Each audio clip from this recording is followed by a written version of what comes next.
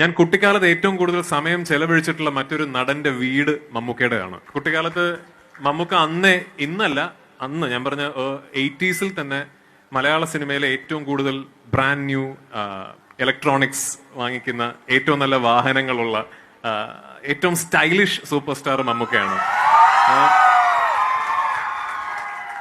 അതിനിന്നും ഒരു മാറ്റവും ഇല്ല. ഞാൻ ഇത്രയും ജെന്യൂനായ മനുഷ്യൻ വളരെ വളരെ കുറച്ചേ ഉണ്ടാവുള്ളൂ.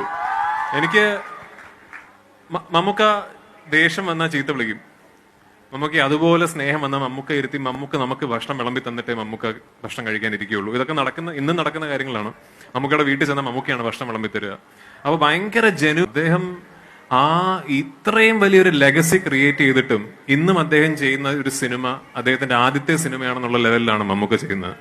Truly an inspiration. ട്രൂലി അത് സിനിമാക്കാർക്ക് മാത്രമല്ല, ജീവിതത്തിലെ എല്ലാ വാക്സ് ഓഫ് ലൈഫിലും പ്രവർത്തിക്കുന്നവർക്ക് ഇൻസ്പിറേഷനാണ്.